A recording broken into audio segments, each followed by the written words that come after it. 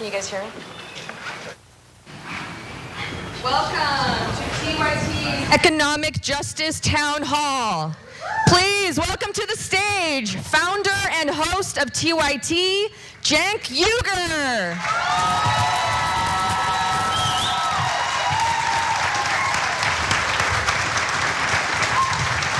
How you all doing?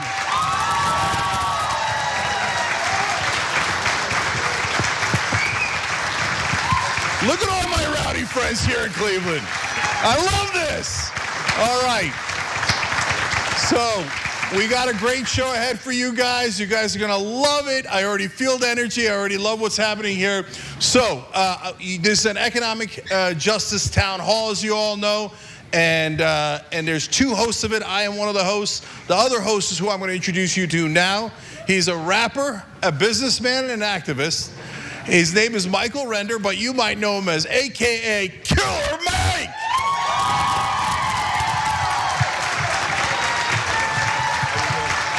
Good.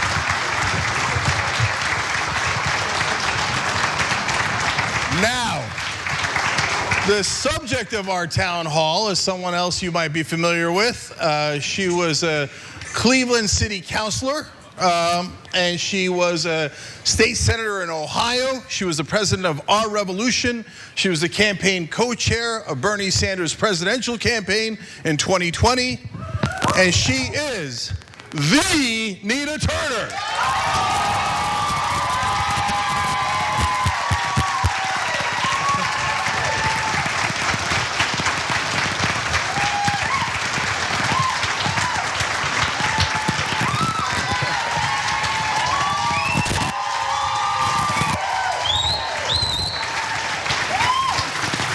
That's right.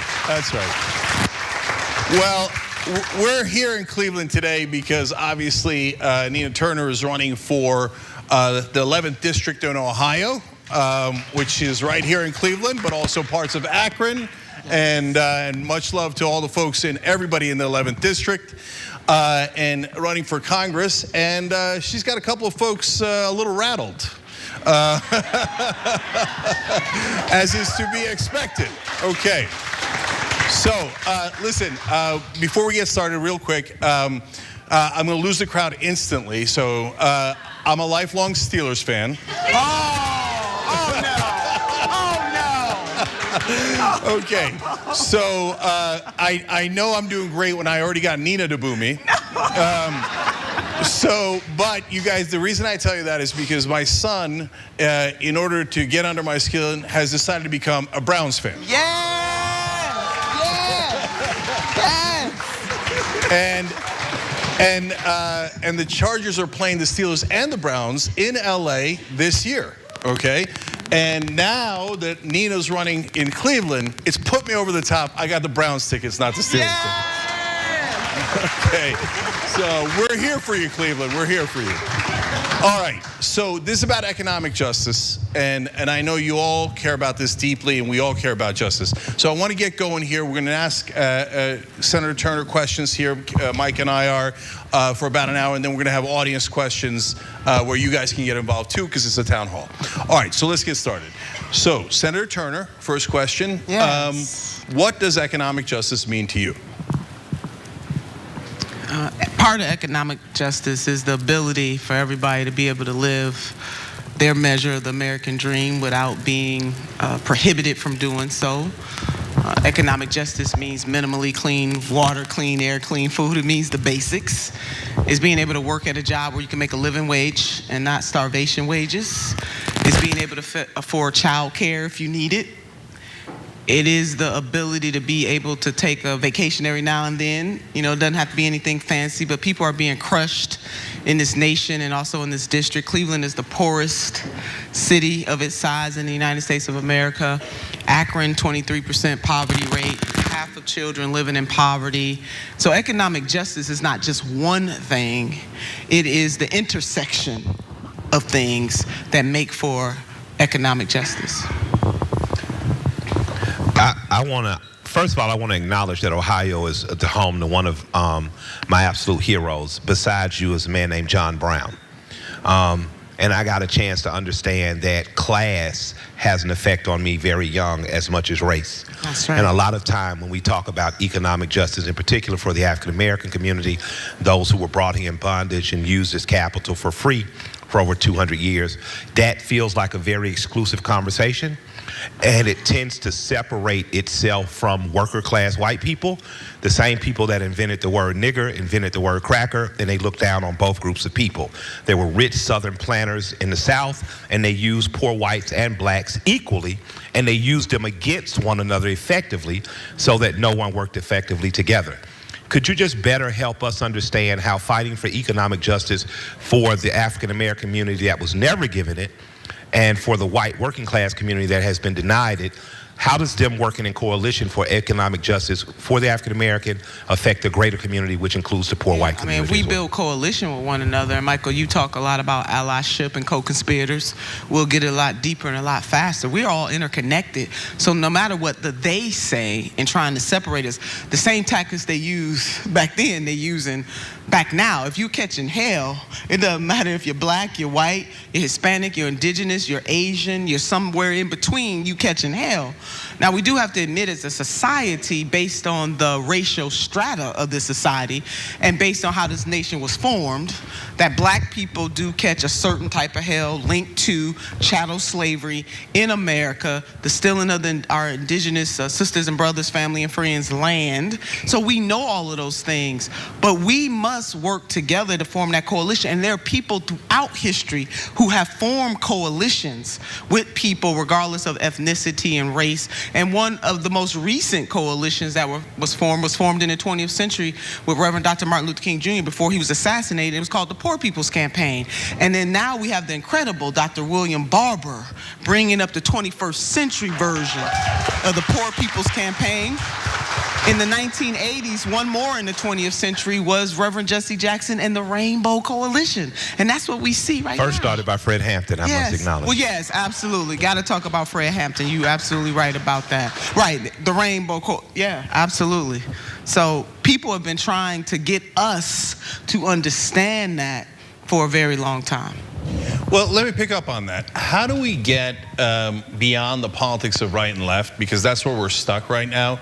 And so we've got poor people and middle class people, to Mike's point, that are African American and Latino and white, et cetera. And they're fighting each other instead of realizing what's actually causing the problem. So one, what is causing the problem? And then two, we'll get into how do we fix it? How do we bring people together? And that's both an easy and a hard question. But what do you think is creating that economic injustice in the first place? The system was created and it's doing exactly what it was designed to do. I mean, Cenk, you talked about right, left. No, this is about right or wrong. You know, is it right or wrong that somebody has a living wage? Is it right or wrong to have paid family medical leave? Is it right or wrong to cancel student debt?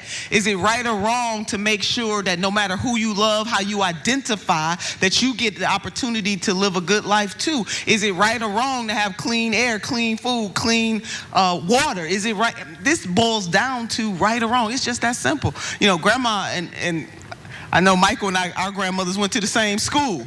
This is simple. This is show enough, as my grandmother would say, simple. It's about right or wrong. Let me ask you in matters of progressives, because you have actually, I remember after 16, I was done. And you called me like, man, we got to do it again. I'm like, who is we? You said us. People who are progressively minded have to raise a stir. We have to make some noise. The squeaky wheel gets the oil.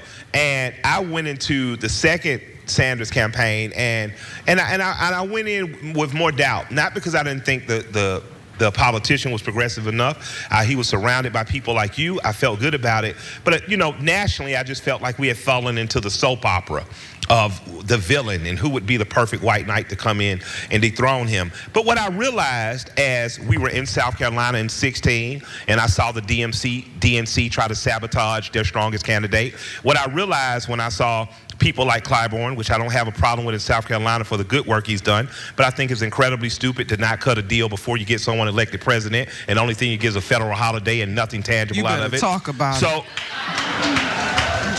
And that criticism is with love, because I'm going to still come through your state, and I don't want state troopers to stop me. But what I realized is you got folks taking the bag on both sides. And you have people in the Democratic and Republican parties that are far more loyal to the people in corporations and the corporations that sponsor their running than they are to the people who actually vote to get them there.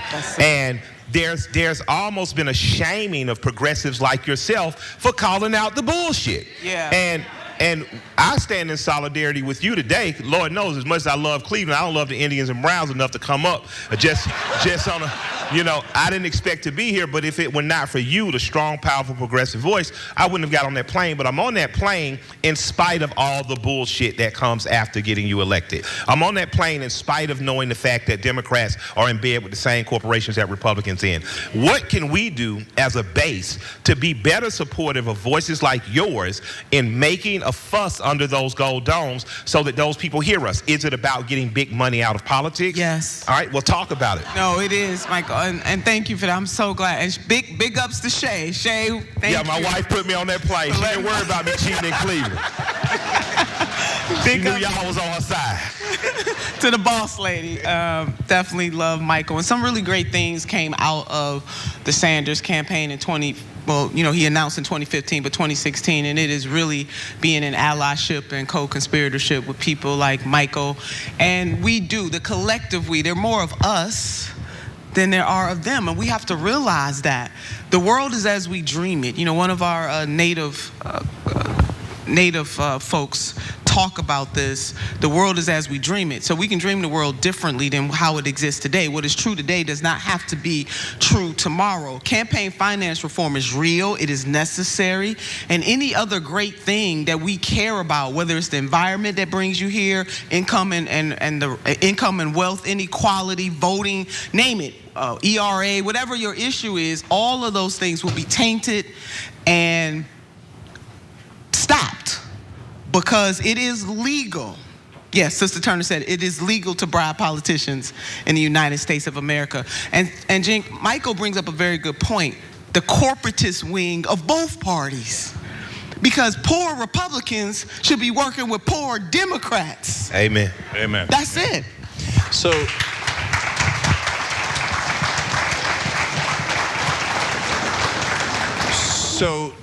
Nina, you're not going to get a lot of disagreement on this stage or in this room out of that comment. There's no question about that. And you're not going to get a lot of disagreement out of the voters. I mean, you go and talk to, you'll get Republican voters voting for you if you start talking about corruption, right? And remember, everybody, how Trump won. 3 magic words in 2016, drain the swamp, right? And by the way, he didn't say it in 2020 because he didn't do it, right? No. But he didn't say it in 2020 and he lost. Right? So, but when you go to Washington, there's going to be a different world. And there's going to be a ton of pressure. Again, this is not easy, but how in the world do you get past the pressure of all of the Democratic leadership saying, Nina, don't do it, don't do it, don't do it, don't call out your colleagues who are Democrats, even if they take corporate money? Because I answer to the people who sent me there.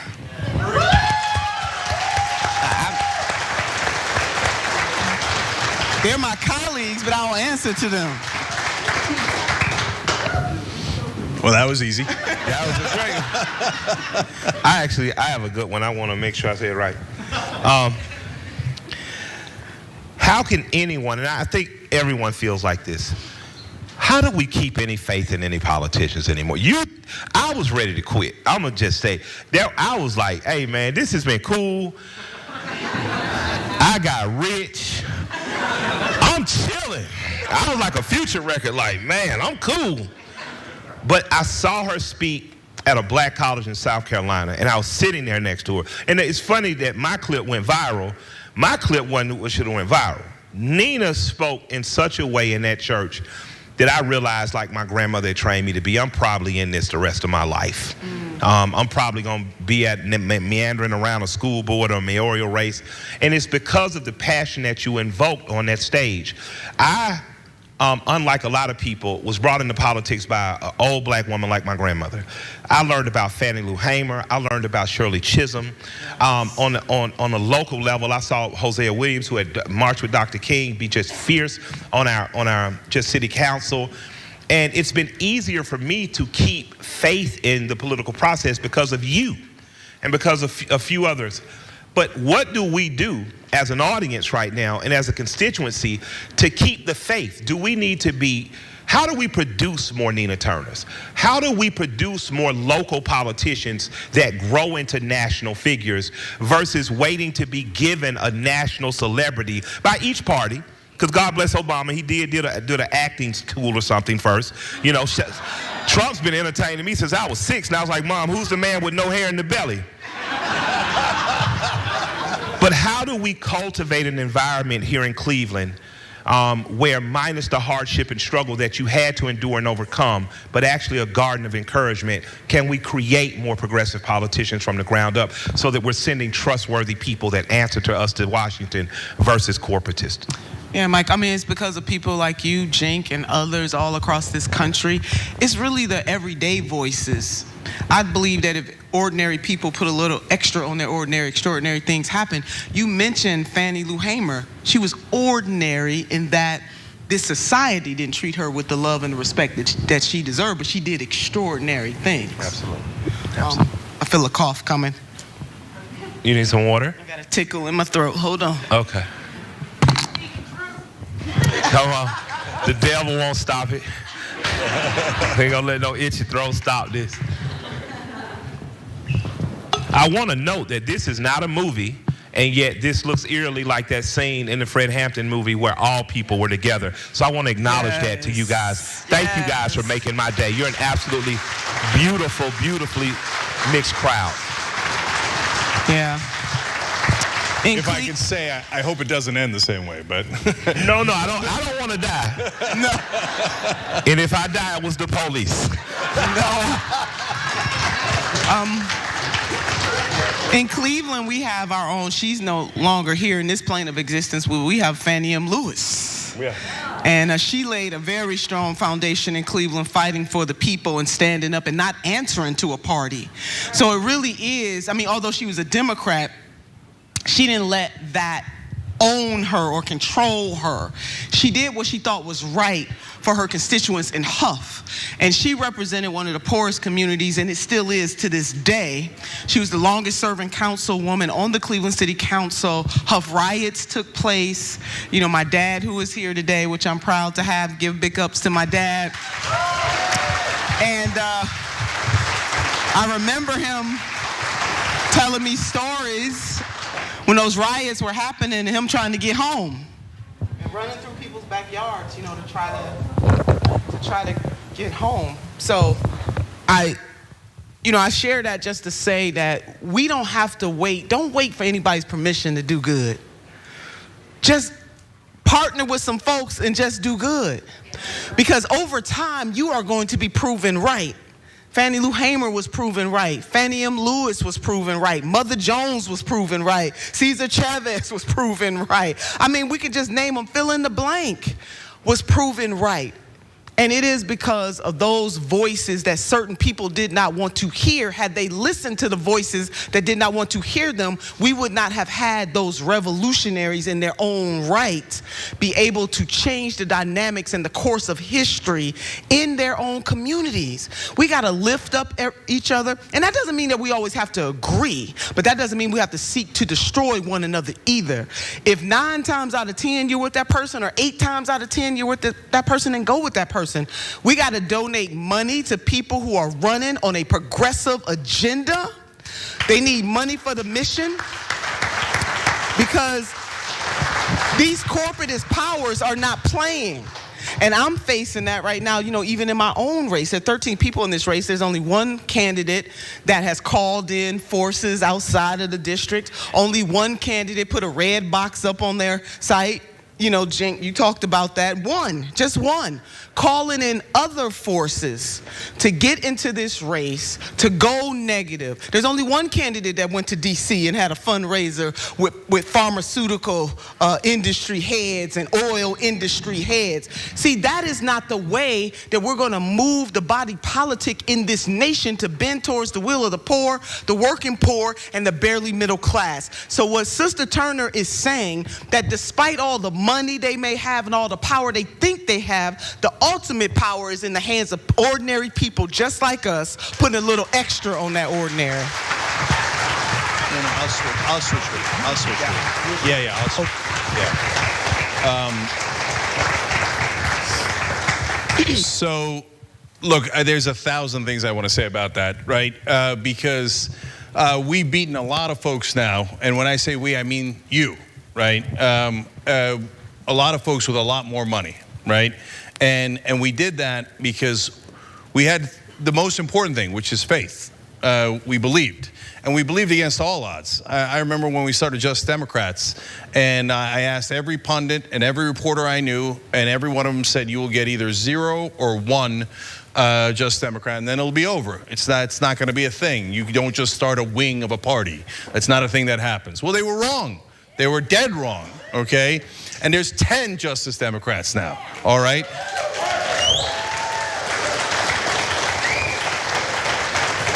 And Nina is a Justice Democrat, and soon hopefully there'll be 11. And I tell you that because, look, it matters. Showing up matters. You guys showing up matters. Senator Turner showing up matters. We asked the other person in the race to do an interview. Equal time, equal everything, right? But they don't show up. So she didn't show up, okay? So, and so look, so when I tell you NinaTurner.com, I'm just saying, here's a person who showed up. You go show up and look at it, okay? And so that's the reality. And so a lot of people in this race are going, they're not asking you to go to their website. They're going to DC and raising that money. Now, if you raise money from the pharmaceutical industry, I got news for you. You're going to work for the pharmaceutical industry, okay? And by the way, if you raise money from you work for you, right? And so that leads me to one of the issues here, because one of the things we're talking about here are the issues. The other thing is, how do you get them done, right? But I want to go back to the main event on the issues, right? So we just mentioned the pharmaceutical companies. Medicare for all is something that you fought for. And by the way, a lot of these days, if you guys don't know, let me just tell you, every consultant will tell you, do not say Medicare for all. Use other language, okay? But Nina's saying Medicare for all anyway, okay? And that takes courage. Now, a lot of folks, since it's never discussed in the mainstream media, might not realize that Medicare for all is directly related to economic justice. So tell us, yeah, so you're so powerful, you're blowing out every mic. I don't know, we got more mics out there. So if that one's not working, I'm going to give you this one. But tell everybody at home, how does Medicare for all relate to economic justice? Man, it's just like, where do I start? I mean, when I look at the poverty rate in this district, and then I've been blessed, you all, to be able to travel this country and see people just like the people who are in this room right now who need. You know, when I went out for Juneteenth and I was in the Larchmere area, and a young lady was vulnerable enough to tell me a story about how she has type 1 diabetes, and a 90-day supply of medicine cost her $4,000.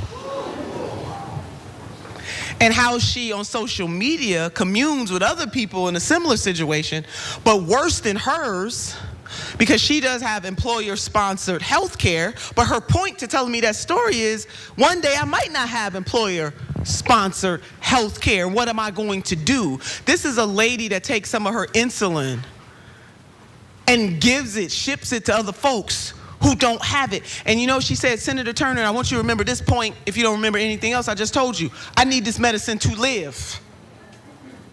Hello, somebody. I need it to live. Multiply that. 1 million Ohioans lost their employer-sponsored health care in the state of Ohio. 1 million. We have millions of people who were already underinsured or uninsured when COVID hit. So let's not act like COVID. This suffering has been here all the time. The only thing that COVID did for us is to allow us to stop denying. I want to say something else, but my dad is here. Stop denying. Because, you know,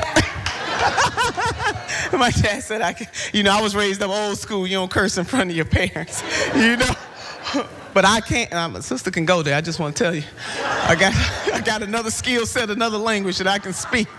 But it relates to economic justice because it is unjust in the wealthiest country on the face of the earth not to have Medicare for all, not to have universal health care. We are the only industrialized nation on the face of the earth not to have it.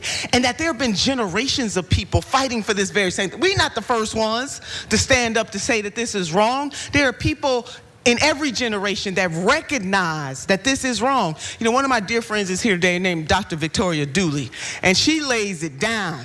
A medical doctor. She sees patients in her office on a regular basis that are going through the suffering of not being able to have health care. And doctors like her call it sick care. Because it ain't health care, it's sick care. And when you lose your health care, and even the health care that you got, co-pays, deductibles, premium, I mean, you walk out of the doctor's office thinking you good, and before you get home, there's a bill there waiting for you of $400, $600, $1,000. And don't try to go to the dentist. Forget about it. This is untenable. It cannot stand. And we have enough money in this country to guarantee everybody universal health care as a human right. Stop. I mean, but Gee, it's an economic justice issue because you having health care shouldn't be contingent on whether or not you got a job. These things are simple. I don't know if this works. I'm going to do two quick follow-ups.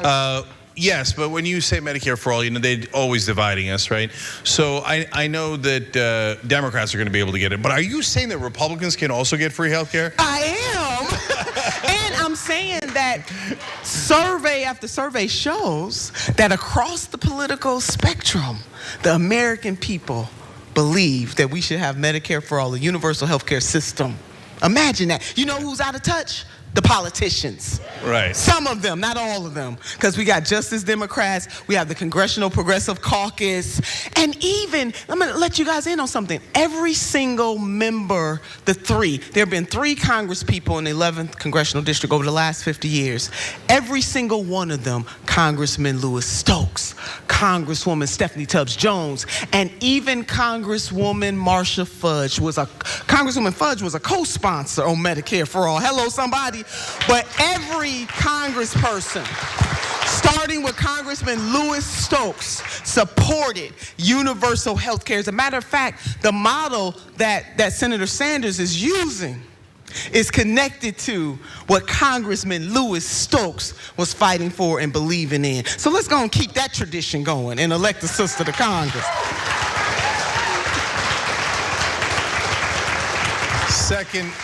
Second quick follow-up. I know they have universal health care in every other developed nation. I know free health care is possible because they do it all across the world. Asian folks do it in Japan. White folks do it in Norway. Canada. Right. Yeah. Right. So just for the folks at home and that watch mainstream media, right? White folks are going to get it. Black folks are going to get it. Asian folks are going to get it. Latino folks are going to get it. Everybody's going to get it, right? And everybody in between, you know. Yeah, it's amazing that needs to be clarified. No copays, no deductibles, no premiums. And guess what? You get to keep your doctor. Don't let them scare you about that because it's not government taking over the service. Dr. Dooley, can I get an amen? Okay, we got a doctor in the house. The doctor said, it's not like the government is not going to come in and try to take over Dr. Dooley's practice. She'll get to be able to service her patients. It's just how she bills. Dr. Dooley has told me countless stories about the staffing levels that she needs, not to service her patients, but to fill out the BS paperwork that comes along with the healthcare system that we have right now. And Michael and Cenk, let me let folks in on another secret. Businesses are gonna benefit from this too. Hello, somebody. And especially small businesses. It's economic and it's moral. They go together. Man, I'm ready to go vote. In matters of healthcare and finding justice in there, I learn every time you speak. I'd like to talk about infrastructure building and what's going to happen over the course of the next 20, 25 years.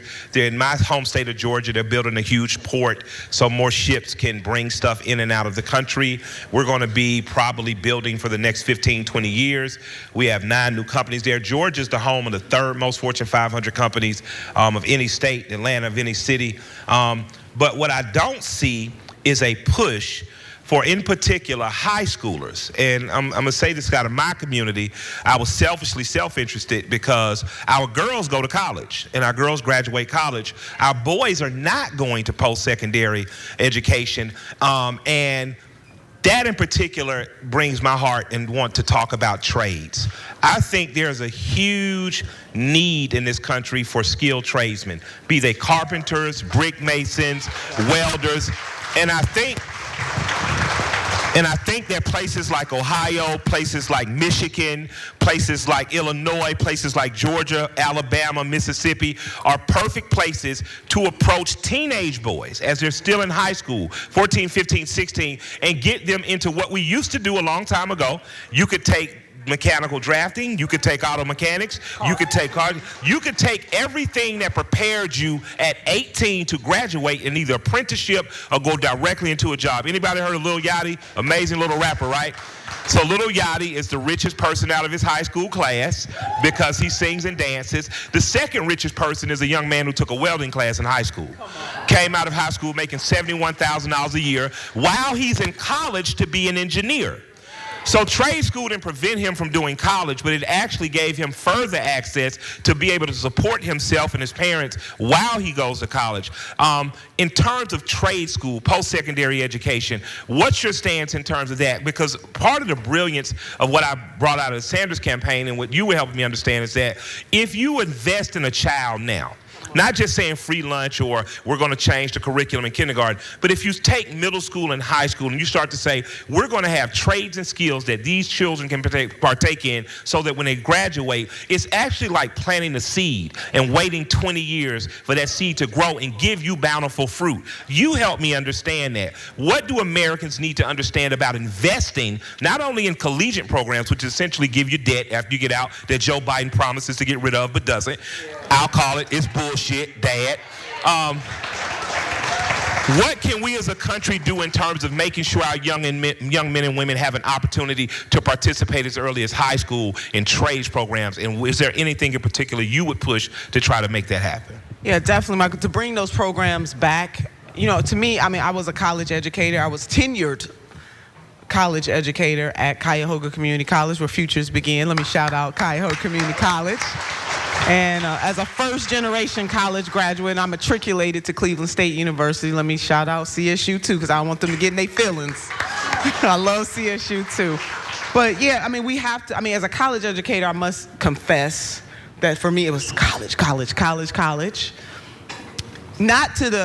Not thinking that something was wrong with trades, but just college, because to become a cycle breaker and to be the first generation, and then to have my son walk across the stage and become a second generation, it's my vocation, college. But Michael, you're absolutely right. We have to bring that back into the schools so that students will have it. And if they never have to use it, that's fine, but it's better to have it and not need it than to need it and not have it. And you know what another thing is? It is beautiful to be able to be a tradesman or tradeswoman or tradesperson, because they make the world go round. Just need a plumber. Hello, somebody. Just need a carpenter.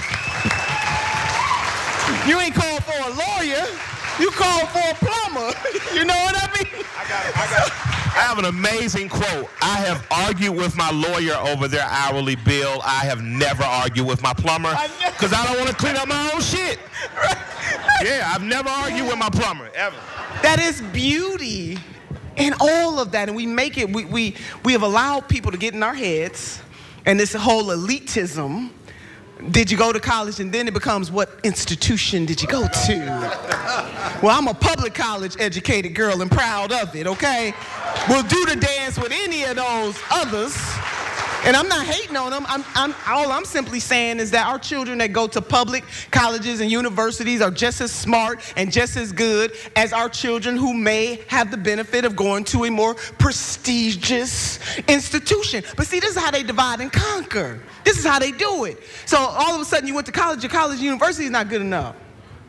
You know, they do those things. So, no, we got to get the trades back in schools, and I am definitely going to push for that. I did a lot of mentorship for high school students. I used to bring people, to career day with me. I brought the mayor of the city of Cleveland. I brought businessmen and women, nonprofit. Why? Because I wanted to expose our children to their possibilities.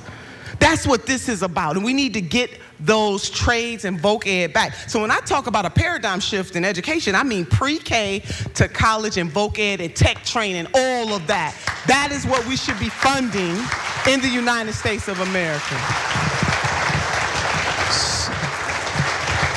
So, first of all, let me back up what Nina and Mike are saying. The other day we had an issue at home with the bathroom.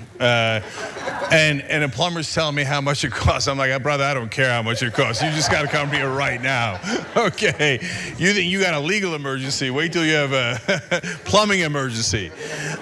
So respect to all those people who do the hard work. And look, and everybody's different, right?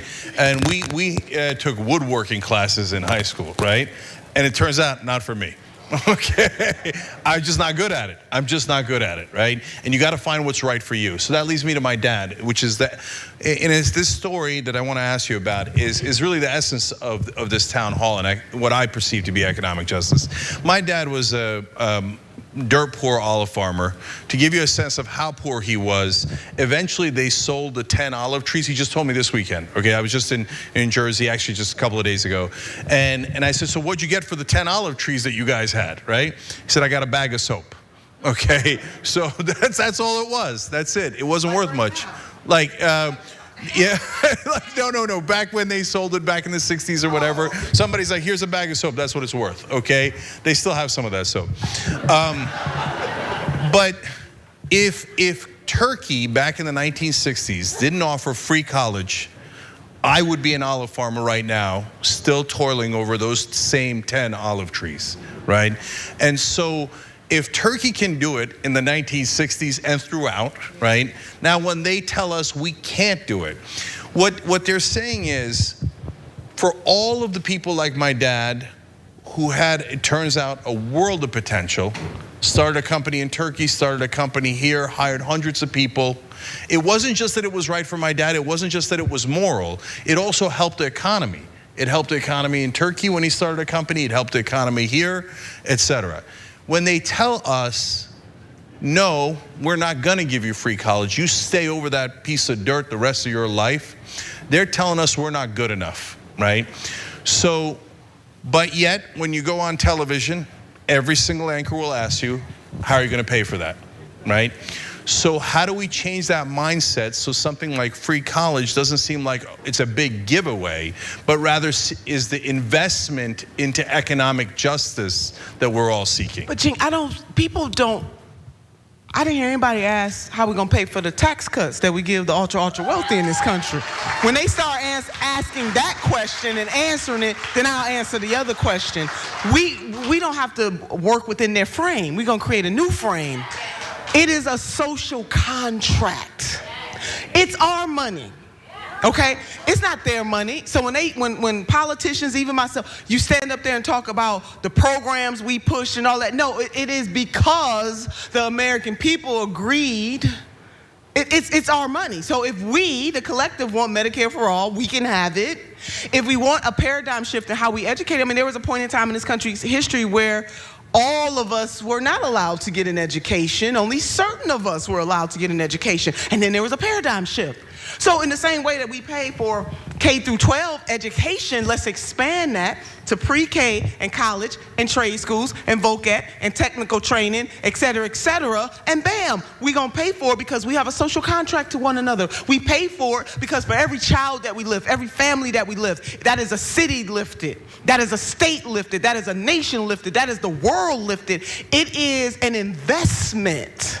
And that's how we got to see it. This ain't about giving away anything. This is an investment. Because to the extent that my neighbor and their children and their children are able to live a good life, then that increases the likelihood that mine, I mean, let's just be honest, we're going to do this for some selfish reasons too. Because I want you to be all right so I can be all right. Michael, you want to jump on in on that one? Yes. I'm 100% with you on that. I sit here today, the great-grandson of Nathaniel and Truzella Blackman, who sharecropped. His father was used in Tuskegee experiment. Unfortunately, with that said, they managed to, as sons of daughters of people who had been enslaved, buy 25 acres in Tuskegee, Alabama. And every January, me and my sisters get a check for a few $100 because lumber companies buy trees and cut down. And I think to myself, if my great-grandparents had decided to buy a car, or decided to get indoor plumbing before their children did it for them, or decided to be very selfish and leave us nothing, then I would not, and I'm okay. I don't need the few $100. We usually donate it, make the kids either do something with it or donate it to a charity. But I understand the sacrifice my great-grandparents made. And when I talk to people about being willing to pay more taxes and stuff, because they charge me a little more on taxes, y'all. I say I don't mind paying the extra 10 cents. I don't mind you taking me from 39% tax rate to 49%. I care what happens to my dime. I don't want to buy another missile to drop on a country. I don't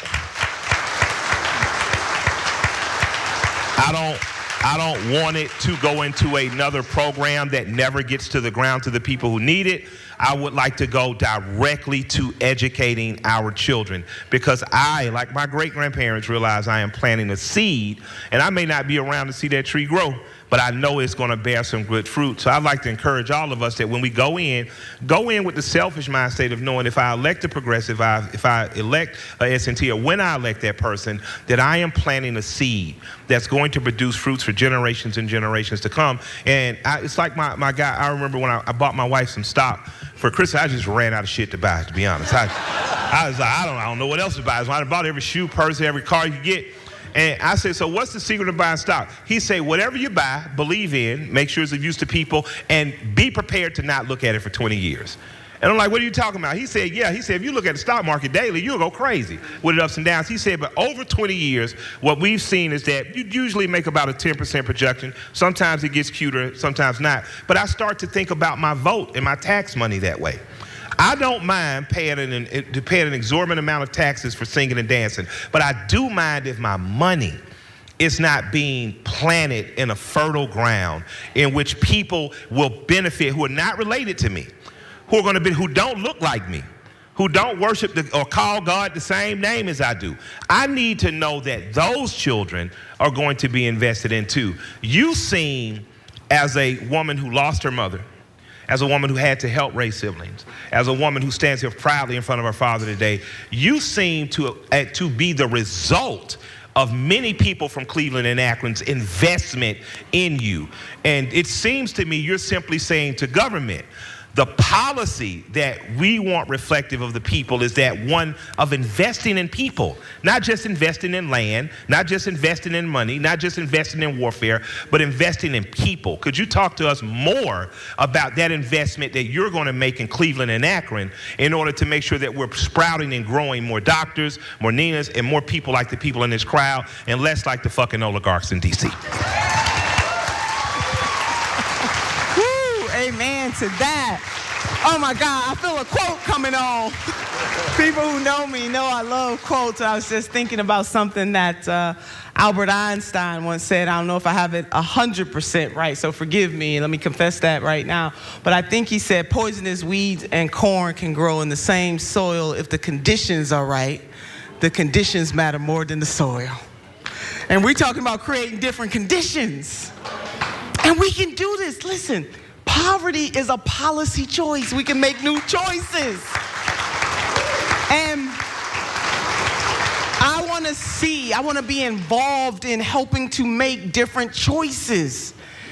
I have traveled this country to help create different conditions, standing side by side with some of the greatest 21st century freedom fighters that this country has to offer, both those whose names are known and those whose names are not known. And what I will say about the progressive movement, we're not perfect. Nobody's perfect. But I double dog dare somebody to debate us on, well, why would you want everybody to have health care? You know what I mean? What's wrong with you? Why you want folks to be able to go to the doctor and not go broke and file bankruptcy? Why is it that you want everybody's child, no matter what zip code they come from, to have education? What's wrong with you? Why would you want that? Why do you want everybody to have clean water, clean air, clean food? What's wrong with you? Why do you want the wealthy, who some of them not paying zero in federal taxes, to pay their taxes to put into the kitty so that everybody else can benefit? Why would you want that? That's how we have to have this conversation. So again, we can argue how to get there, but you can't tell me that what the progressive movement is standing for. See, really, we humanitarians. That's what we are. Why would you want people to be able to unionize? Why would you want that? Why do you want to kill the filibuster so we can get some laws passed? I mean, why would you want that?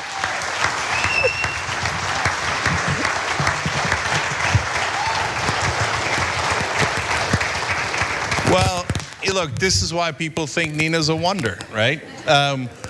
So many years spent discussing these issues, and nobody asked it in that way, right?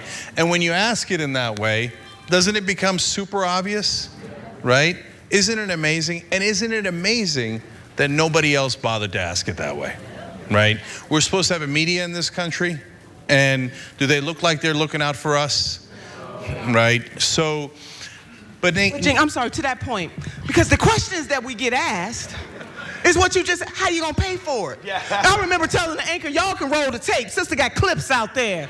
I said, oh, we gonna pay for it the same way we pay for the tax cuts. That's how we gonna pay for it. We gonna pay for it in the same way that we give military industrial complex contractors. We don't take care of our veterans, but yet we gonna give these contractors all this money. That's how we gonna pay for it.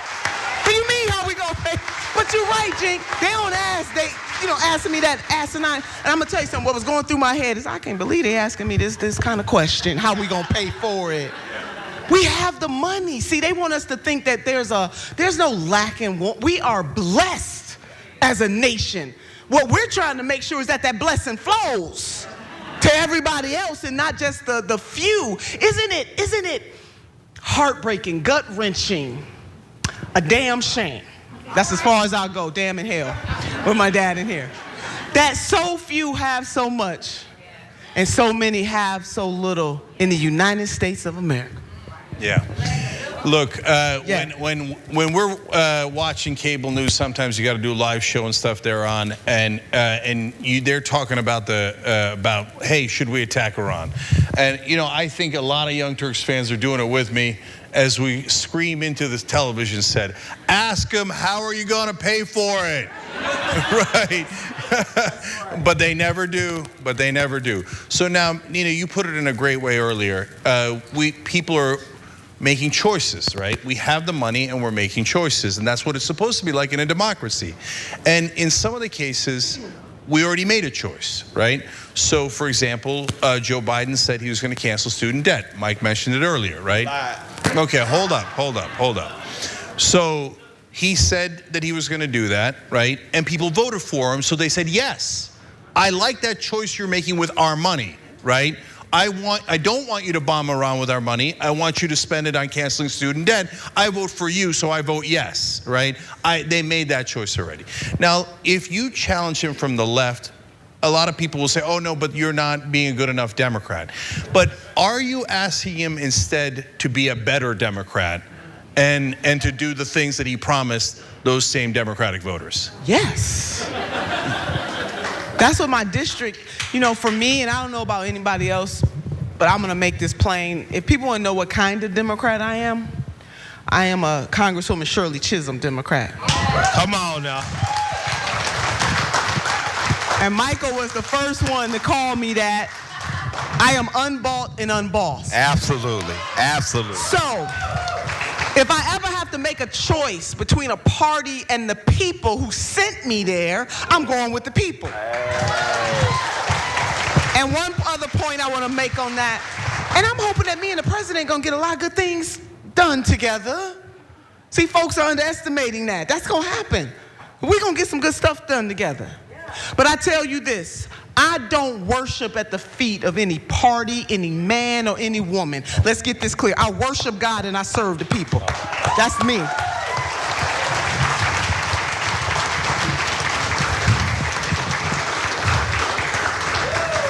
I don't care how much money the other side raised. I worship God and serve the people.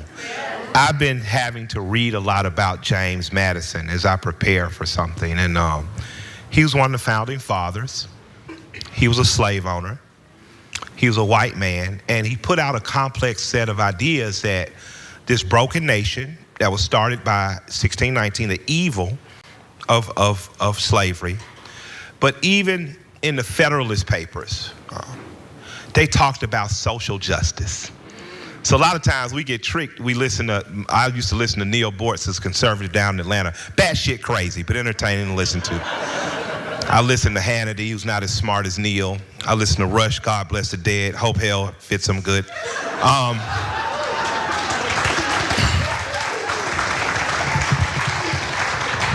But Madison talked about, or the Federalist Papers, it mentions social justice. So there has, for as long as this nation has existed, what are we at, about 247 years now? 247 years, that idea has been a part of this. So there's no shaming in saying social justice, because we are society and we are seeking justice. And the beautiful part of this protracted experiment called America is you get to adjust all along the way. We know the 13th Amendment makes way for slavery by saying, except for the prisoner. We never ask how we're going to get more money to build prisons, because now we've turned them into for-profit industries. That's something that can be fixed in our lifetime if we're determined to do it. We can't get politicians' attention. Well, if we all don't pay taxes on April 15th, I bet you they start knocking on our door and say, what happened? We're sorry, what happened? So I just would like to encourage us in supporting her to do it radically, to do it unapologetically, and to be fierce. I call her fearless leader. All right, when I talk to them, I'm a fearless leader. But that doesn't mean she doesn't get scared, because I'm sure she does. Does not mean that she wasn't fearful when the Democratic Party pivoted and turned on her. Does not mean that when the woman who carries hot sauce in her bag decided to make her an enemy and put money, but you ain't carrying no goddamn hot sauce in your bag. Your food ain't even seasoned. We can look at your husband, tell that.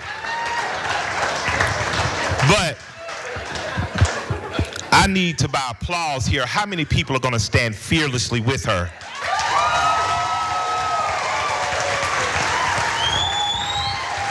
I'd like to know, by applause, who's going to help make 10 other people fearless and take those 10 people to the polls with them?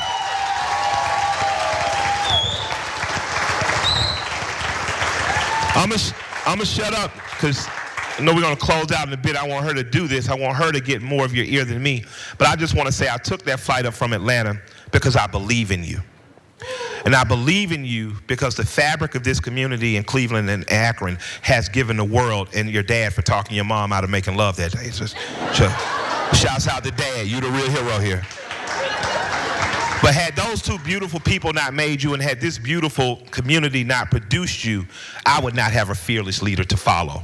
So even though I can't vote here, I'll be back up here around election time. I'll be knocking on doors. I'll be helping drive vans. I'll do whatever it takes. So I don't have a question so much at the end as I have a challenge. I have a challenge to make sure that Cleveland rebounds, and by sending a fearless leader to D.C.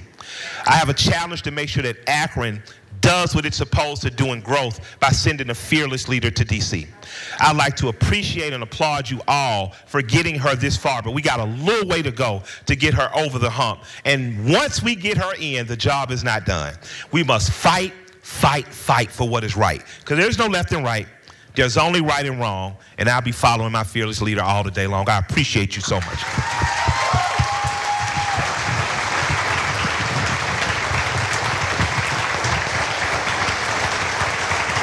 All right. I'll turn it into a question. So I read the same James Madison, the same Federalist Papers, because I'm working on a book. The audience knows it's never going to come out. No, seriously. And the one thing that you might be surprised to find out is how many warnings they gave. They wrote a document, and then they said, watch out. Okay, these are the things you got to watch out for. One was parties, another one was money. But what's interesting is one of them was corporations.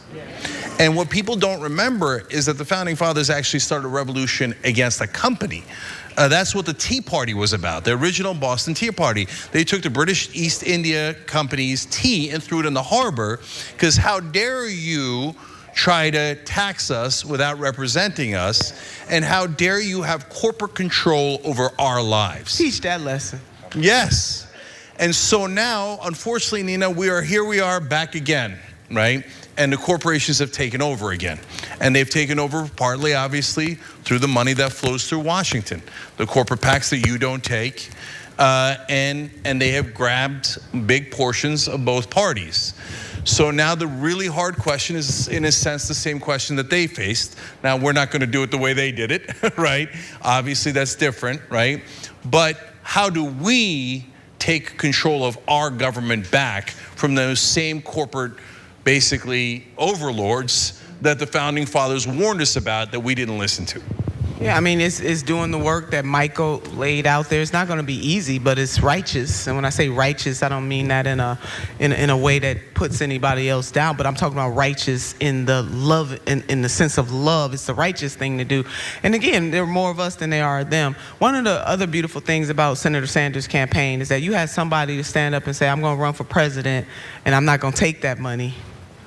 And people thought, man, how you going to win? You're not serious? How you going to raise money? It was an experiment, really. It was a boldness to run for president for the very first time and to lean on the everyday people of this nation to fuel that campaign. And guess what? The American people, the everyday people in this movement stood up by his side, and we were able to raise that money, not once, but twice. So there are no excuses for anybody else running for any kind of office, because if you can run for the highest office of the land and be fueled primarily by everyday grassroots donors, average donation $27, then anybody can run a race like that. So we're changing the dynamics just by changing the model and how we operate. That's a win. And I'm raising money that way. The average donation is $27. Now, yeah, do I have some wealthier folks who are donating and who believe what we believe? See, we need some of them folks on our side. The patriotic millionaires and those types, who said, tax me. As long as my money is going for what's right. But I want to see more progressives in office, but the average donation is $27. So I'm not just talking the talk, I'm walking the walk, fueled by the people, so that the only special interest, I remember Michael saying this in 2016, the only special interest, he was referring to Senator Sanders, the same goes for me. My only special interests are the people. So it is happening. You have candidates all over the country, just like me, doing exactly the same thing. So that's one. Number two is there's an organization called American Promise, and I'm a board member, on that board, not a paid board, a volunteer. Let me throw that out there. Nothing wrong with paid boards. I just ain't never graduated, so I've never been on the. But 28th Amendment to the Constitution to try to correct Citizens United. So join organizations like that, and also fund candidates like me who need the people power to be able to compete, so that you get more people elected who have a certain kind of consciousness mindset. And that's how we're gonna do away with this thing.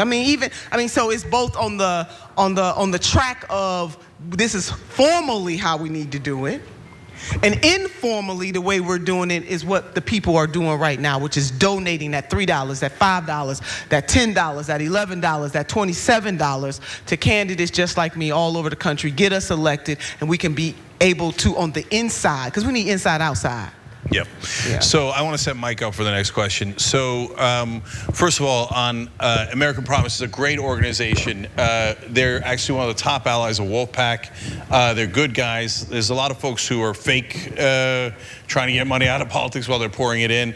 But American Promise and Wolfpack do an amazing job. So help those folks out if you can, because 28th Amendment is everything. If we don't get money out of politics, we're constantly, they send in tidal wave after tidal wave of corporate Democrats, corporate Republicans, et cetera. Now, but of course, look, we're all more sophisticated than the black and white issues that you see on television, right? So companies aren't a bad thing. Public corporations buying off the government is a bad thing, right?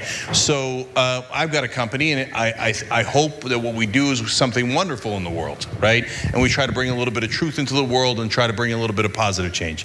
And Mike, I know you care a lot about, as a lot of us do, about black-owned businesses, and I wanted to see if you wanted to ask about, how those could be helped out. Just quick, I'll give you this. So most black-owned businesses are sole proprietorship. So I want to encourage black people and white people who are working to build business to congregate and talk about that more. And I say that, we've got a minute left, and I'm gonna get out your way. There was a white woman I saw crying on television. She was a sole proprietor. California would not allow her to open her restaurant, but allowed a movie studio to open 4 or 5. It broke my heart, because I, who own a barbershop with my wife, understood exactly. I remember when we got refused for PPP twice, and heard Ruth Chris got $35 million the next day. Man, I'm rich, and I cried. I was like, oh my God. So what can we do, or what is possible in your mind federally to help black, small, and medium-sized businesses, or sole proprietor businesses, as though it would then help black people and across the board sole proprietors? Well, it's first of all making sure that the Small Business Administration, one size does not fit all. And so we need to recognize that in government as we're programming to have conversations and to see what you saw, which is that white lady crying over the fact that she could not open her business. There was a salon owner too, lots of the salons, barbershop salons, all of those masseuses, all of those types of businesses were disrupted in a deeper way than others because of the type of services that they provide. There is promise in this problem, Michael. That's what I want people to see.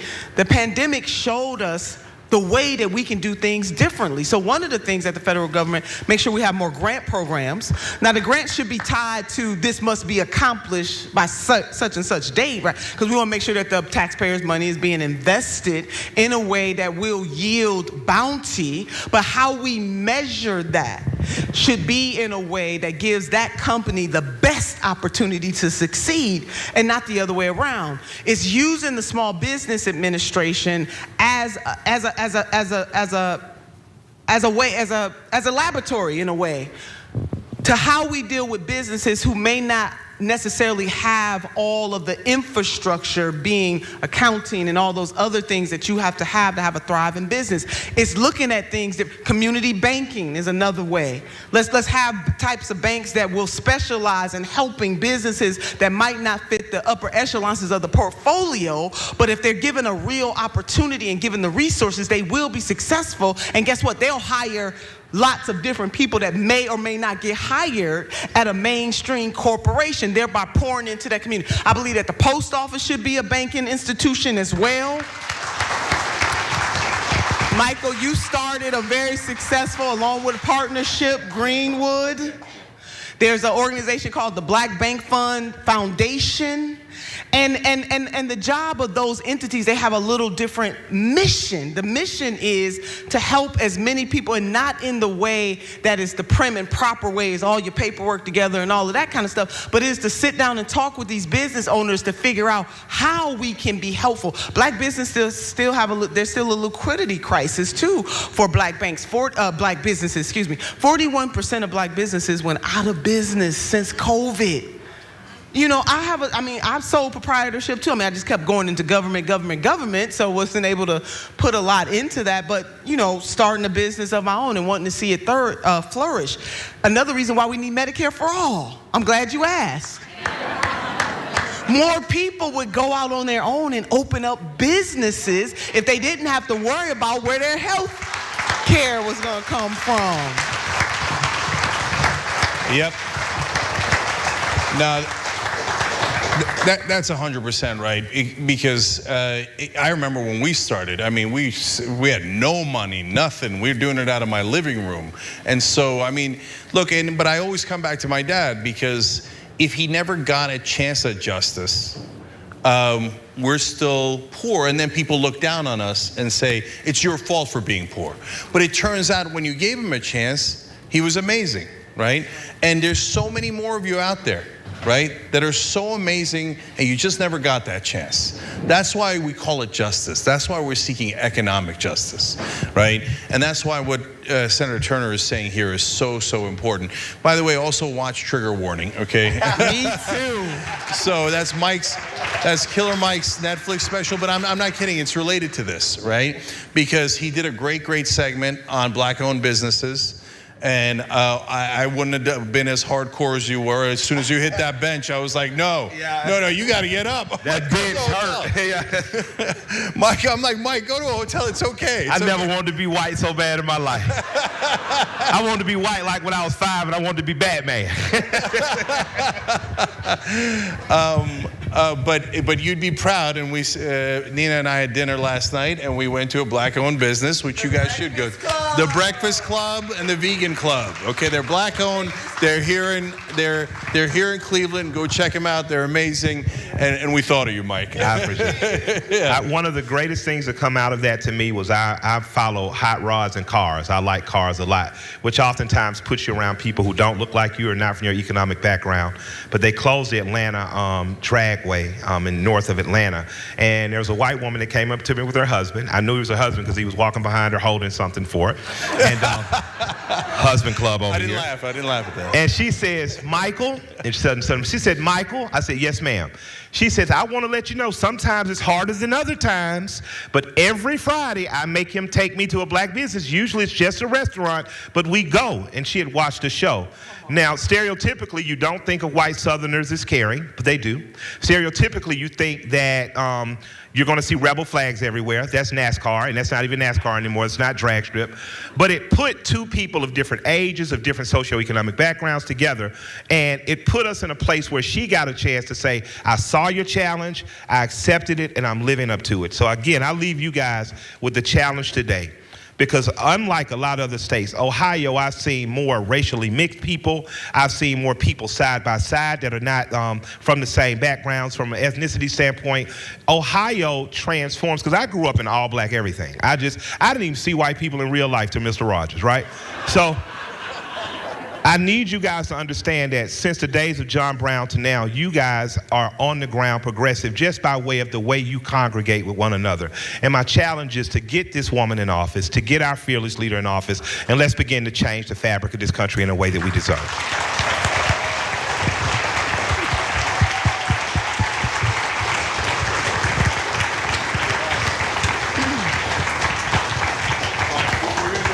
Questions now. Although I just got to jump in with one quick thing. Muslim-owned businesses, is this a mic issue again? All right, you guys can hear me. Muslim-owned businesses, is that an issue? Nina and I were just talking about that. Can you imagine if there was like a neighborhood where Muslims own all the shops? It's like, yeah, I grew up in Turkey. Everybody was Muslim. So yes, I can easily imagine it. All right. Allison, who's up? Is it Jason? Yes.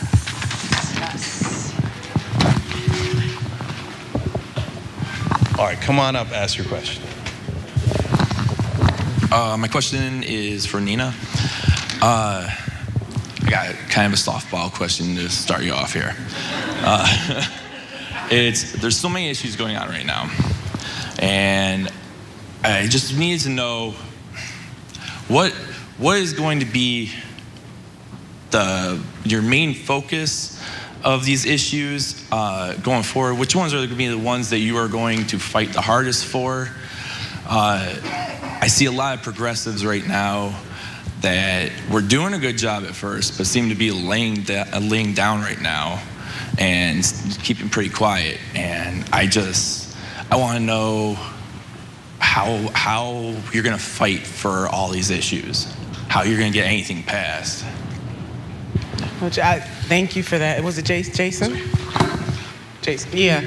I mean, it's multifaceted. It's not just one thing that is going to work. The beautiful thing about me running for this seat is that I've been on assignment. I'm not just getting on assignment. I've been on assignment in this district and across the country, fighting for the very things that I'm running on right now. All of them are important because if there's a quality of life component to them, they're important. Definitely increasing the minimum wage to $15 an hour. It should have been in the COVID relief package. We have an opportunity to get that in our time, really, like right away. And so that is something that I care deeply about. And we know that economists have said, said time and time again, that if the minimum wage had kept pace with inflation or productivity, it'd be closer to $25 an hour than it is to $15 an hour. $15 an hour is already the compromise position.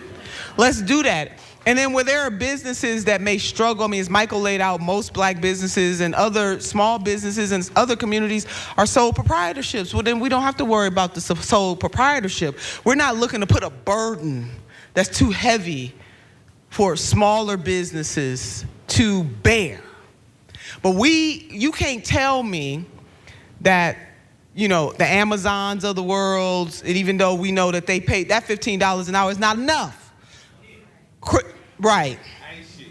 That's the truth. But these mega corporations crying about raising the minimum wage to $15 an hour for 12 years in this country, the minimum wage has not increased. It stayed at that same $7.25. But meanwhile, back on Main Street and ranches and communities all across this country, the ultra wealthy made money hand over fist during the pandemic when people lost their jobs, they lost their health care, some people lost their homes. Folks are about to be evicted right now en masse in this country. And you mean to tell me that's not a 911? Because I'm going to be honest with you, Congress should not go on recess until we deal with some of these issues.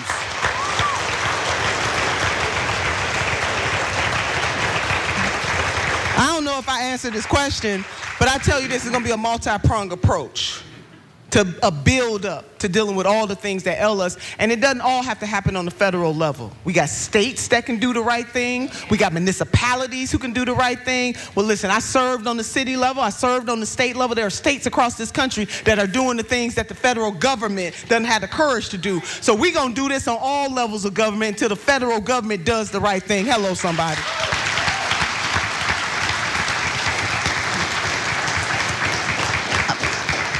Hi, Nina. It's Diane from Our Revolution. Hi, Diane from Our Revolution. Big ups to Our Revolution. Oh, yeah. So the question I had for you today is, with the extreme poverty here in the district, what resources can you bring back to the district to help us? Well, the $15 an hour minimum wage is one of those things. It is making sure that workers can unionize without fear of being roughed up, psychologically roughed up by their employers. So the PRO Act is vitally important. We know that labor unions lift all people's wages. Unfortunately, private labor in the private sector, labor jobs have gone down. I think it's at about 6% right now. So we need to make sure that workers can collectively bargain for their wages and their work conditions, because that lifts all of us. So really pushing for that. And again, I go back to Medicare for all. These things all fit. It's not just a one size fits all. The Green New Deal, an excellent way for us to try to undo the damage that we've done to Mother Earth and also put people back to work while doing it. Isn't that a good thing? And in Akron, they have an economic development plan that was put together by the city, by the county, and also the Chamber of Commerce. And it's good. I know sometimes in the progressive circle, when we say Chamber of Commerce, you're like, what? But to see government come together with the private sector to figure out how to change things. So they have a plan for housing. They also have a plan that recognizes the African American community is suffering disproportionately. Isn't that wonderful to have those entities come together and say that? They have a plan to try to work to stem the tide of gun violence. See, when conscious-minded people come together, see, I don't care how you come together, where you hail from, as long as we coming together to do the right thing. So that is also a model that we can follow that is right now being implemented in Akron. In Cleveland, in terms of climate justice, Cleveland just totally redesigned their climate plan. And now it's about planting trees. You might say, well, Sister Turner, how does planting trees? Because urban areas are hot. They don't have as many trees as our suburban areas. You plant more trees. That helps with the environment, and it also helps. There's a psychological thing about being in areas where there are trees and grass. It's just something that takes over you. So that has an economic component. There's a job component attached to that. And then also imagine this, that 50 of your neighbors, that you all share the same solar panel grid. Oh my God, the city of Cleveland has that kind of plan that I believe could be a model for all across this country. So we do right by Mother Earth. We put people to work. These things are not mutually exclusive. There is an intersectionality. I learned that from a professor. There's an intersectionality to all of these things.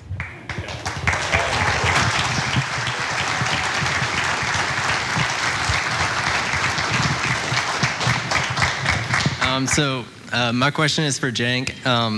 So when you think about the difficulties in passing policy right now, one of the main problems is the 50-50 split in the Senate.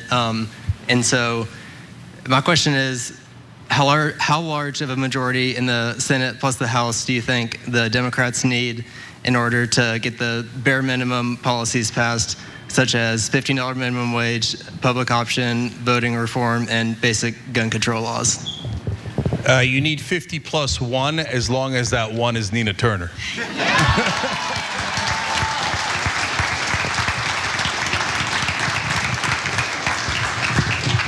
No, seriously, look, first of all, Nina was talking about what Cleveland's doing with energy, and you said a lot of people can learn from that. Texas can learn from that, right?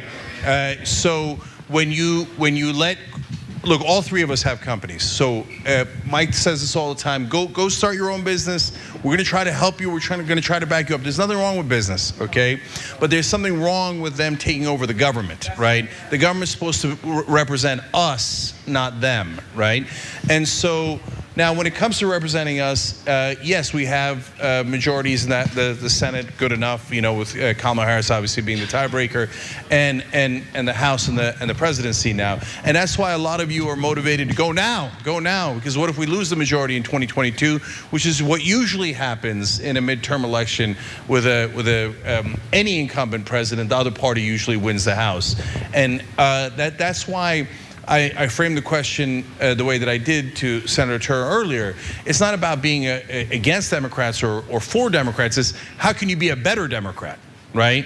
And so what we need help from you guys for, and that's why I don't mind answering this one question, is even though the town hall's about Senator Turner, is that we need you to back us up when we're doing it the right way, right? So when we say, hey, listen, this $15 minimum wage is a winnable fight. Okay, and now you got a fighter in there who's going to say, "Hey, listen, I'm going to be a fearless leader, right?" And because it isn't easy, it really, really, really isn't easy. So, as much as I get frustrated sometimes with the folks in Congress, and I love them, but I get frustrated. Best example is Bernie, because there's no question that I got nothing but love for Bernie in my heart, right? And everybody knows that. And why do I have that? Because he earned it. He earned it over 40, 50 years of doing the right things. But if he's pursuing a wrong strategy, I got to say with love, right? No, we need you. We need a vote on this one. We really do, okay? This is not something that is pie in the sky. This is not something that the Democrats say they're against. No, every Democrat says they're for it. Almost every Democrat, right? So let's go try to make that happen. So when I call for your help, but more importantly, if Nina wins, when she calls for your help, when she wins and when she calls for your help, because she's going to, because no matter how fearless she is and no matter how much of a leader she is, she cannot do it without you guys. It's impossible to do it without you guys. But with you, she brings an army. She brings such force that she will be a force to be reckoned with because of you. Because of you, okay?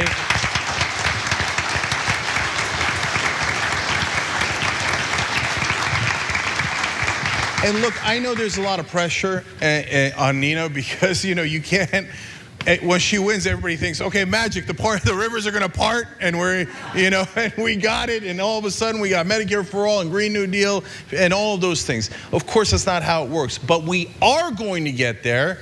And we're going to get there in a smart, strategic, and strong way, but none of it is possible without you. So, and I'll guarantee you this, once Nina starts that spark and you guys fan the flames in a positive way, in the right way, and civil rights leaders had a phrase for this. And we're going to go back to that phrase because it's right.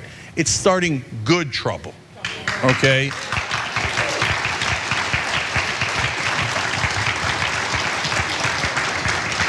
And when she starts that good trouble and you back her up, here's what you're going to see, and I guarantee it. Everybody else in Congress that has good intent, that are good people, right?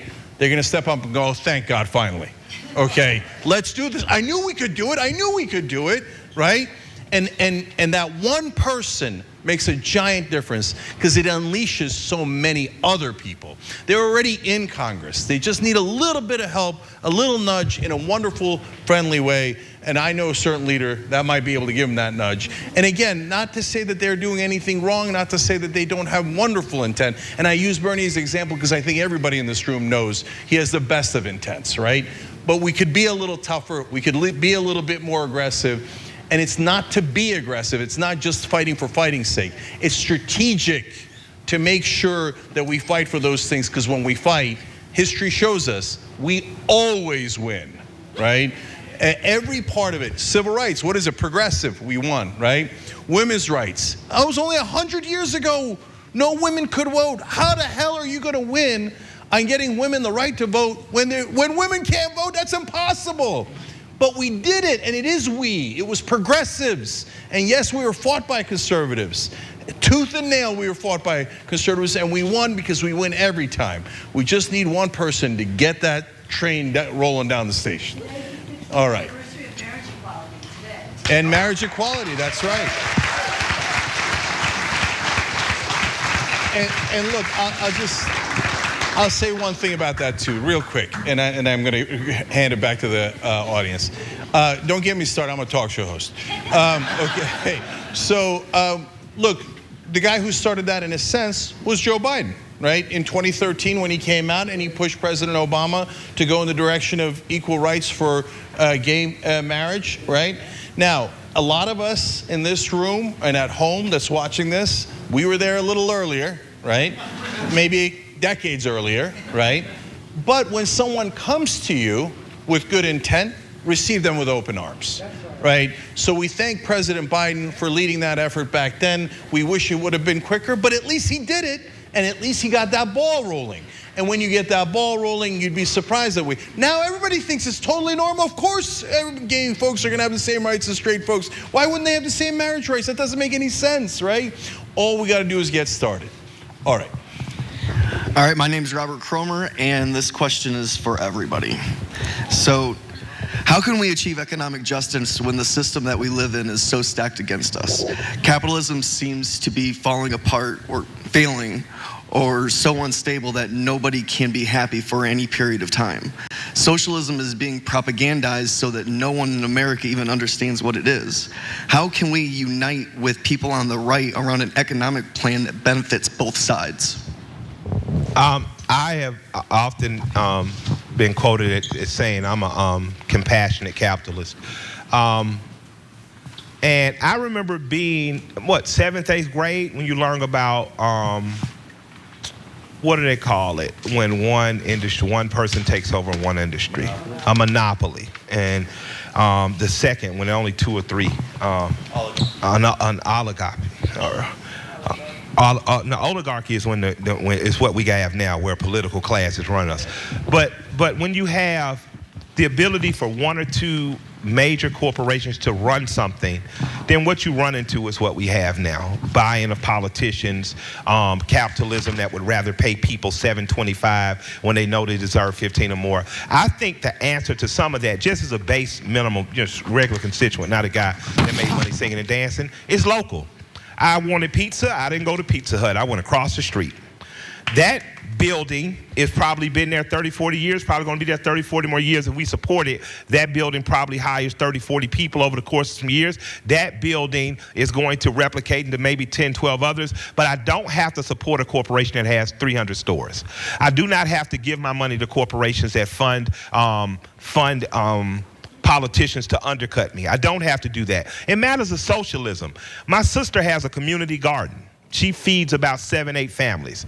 That's socialist in its structure. The public school system, free lunch, was taken from a communist organization. They took free lunch from the Panthers. Said, damn, that's a good idea. Let's kill all them and take the lunch program. It is not up to people who are currently prostitutes of the corporate class, and I mean most people under the gold domes. It's not up to them to give us the solution. It is up to us to show them the solution. And the solution is what you guys are doing in Cleveland. You guys got got a lot of money from Madison coming in. But I've seen with that, local businesses do sprout back up. I've seen with that, people who are not in communication communicate. And I think that we have the ability in this country to decide socially what matters. Healthy people matter. So let's socialize medicine. A better school system matters. So what our schools have turned into are just test-taking centers in which we allocate money. Our school systems need to turn back into places of education. Financial education, right? Everything from how to take care of a checkbook to how to invest your first $100 can be taught in school. Trades and vocations, which I'm particularly, gung-ho about, can be taught in schools. So we can do it, but we have to think local, local, local. Before I march in the White House to try to change Joe Biden's mind, can I change my city councilman's mind? Can I make sure that my state representatives, my local representatives are representing what I want, the morals and ideas and principalities, not in whatever the total line Republicans or the Democrats are saying you have to do nationally. So think locally. Think so locally that your county commissioners and city councilors are scared to do dumb shit. And I did not learn that from reading the Federalist Papers. I did not learn that from watching my heroes like Dr. King. I learned that from a woman named Ms. Betty Cluntz, where if she had an issue with her city council person, her 40-something-year-old self and my 5-year-old self was right there in the office all day. Well, he's not going to be able to see you today, Ms. Cluntz. I'll wait till tomorrow if I have to, but he's going to have to pass me to leave. So I just want to encourage you to be tenacious locally. And not only be tenacious yourself, partner with people who do not look like you, who are not from your ethnic background, so that they can't look around you and say, well, it's just white men complaining. No, the fuck it's not. No. It's a lot of us complaining. So stay vicious locally. Aggravate them so much they get scared to do the wrong thing. They go up to D.C. and say, well, we're going to vote against this day. Well, hold on, I got to go back home. I can't go back home.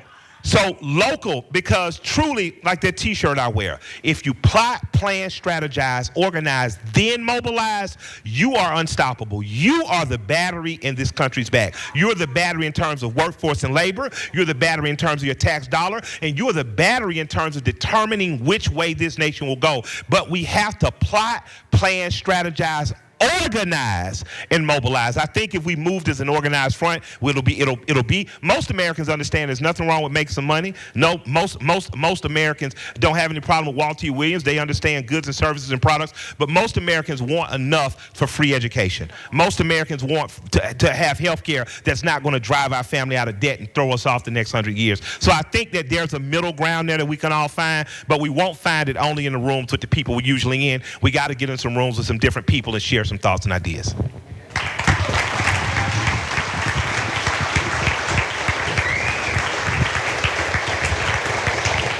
So Let me only add just one quick thing. Bernie calls it democratic socialism. I call it democratic capitalism, but it's the same thing.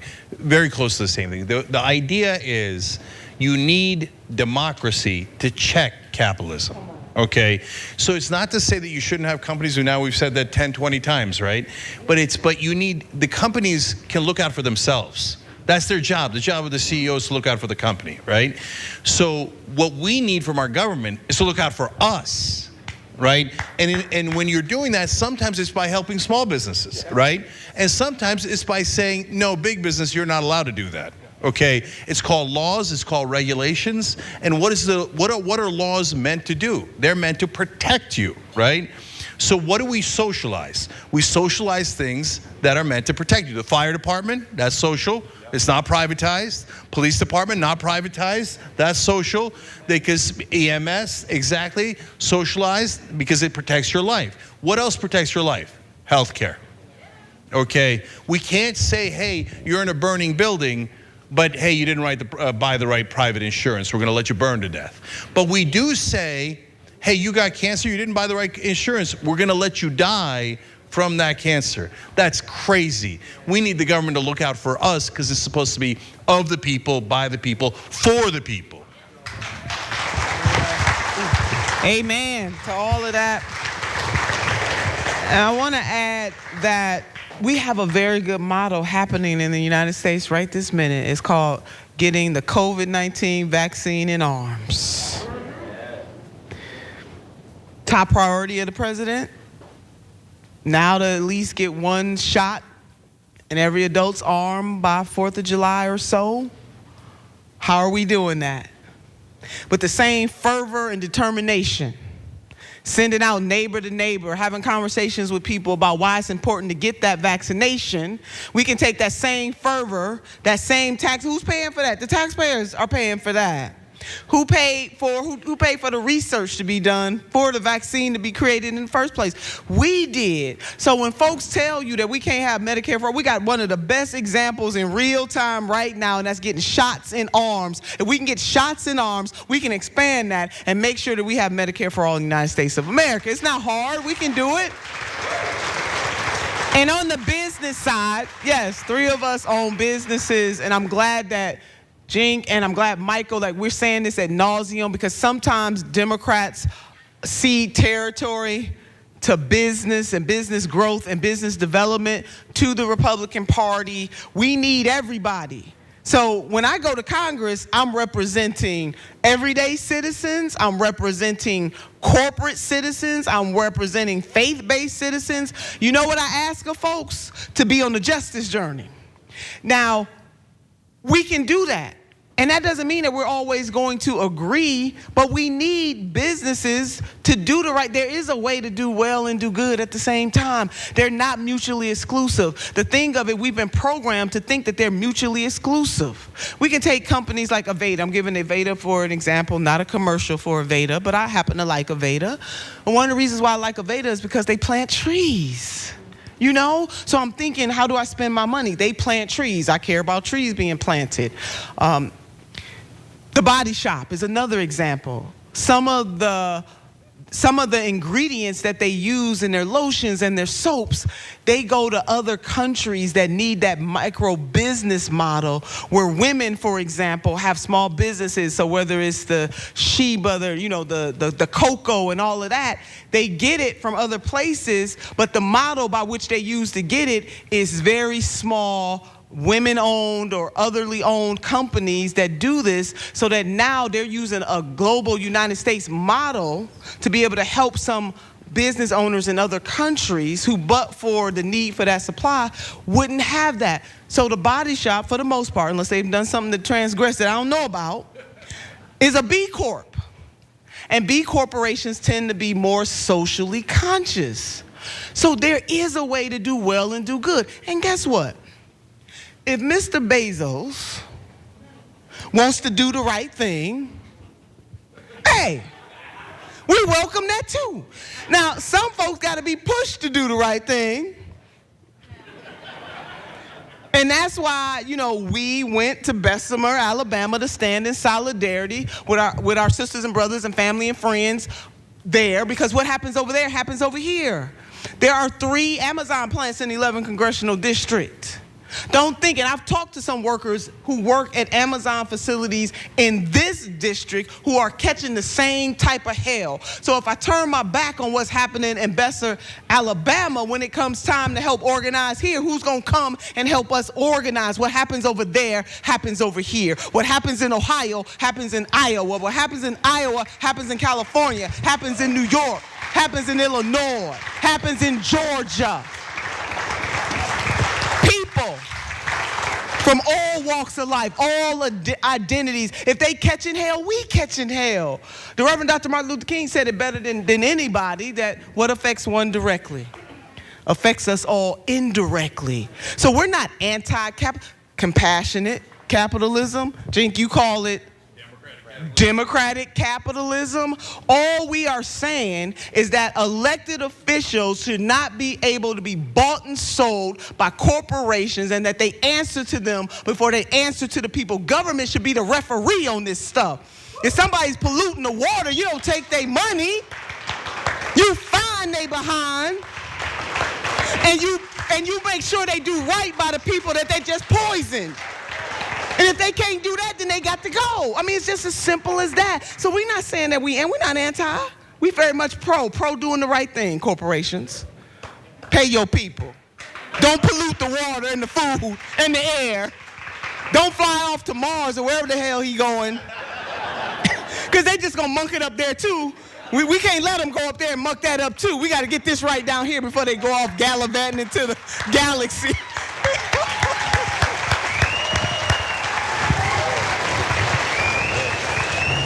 All right.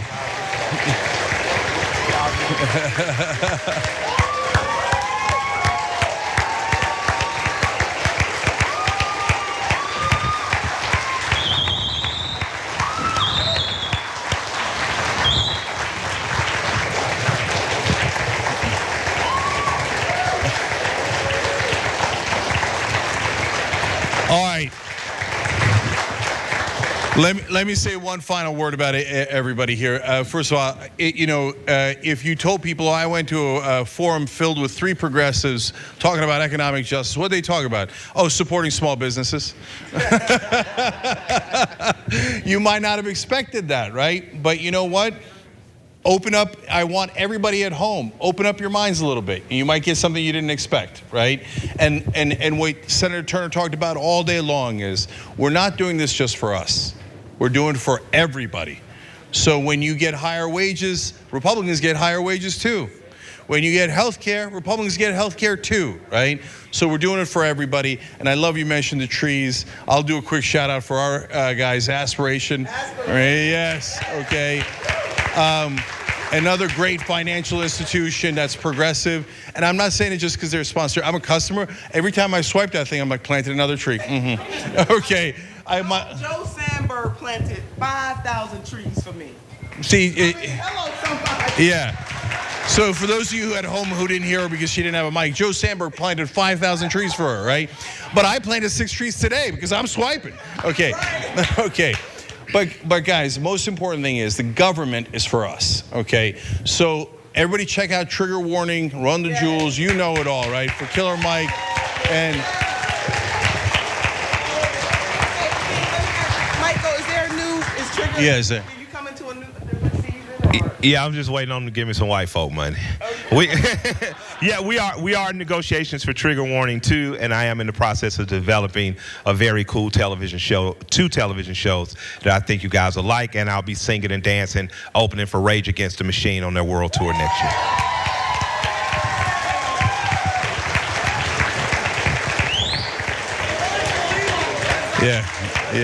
Yeah. Hey, listen, we love Tom Morello too. Lots of great progressives in the music industry. And so for all of you at home, if you want to get involved in the community, Mike talked about going local, Senator Turner talked about it, tyt.com/community, okay? tyt.com/community, because you get involved, we'll show you how to get involved and how to make a difference, okay? And finally, Apparently there is a race that's going to happen sometime soon.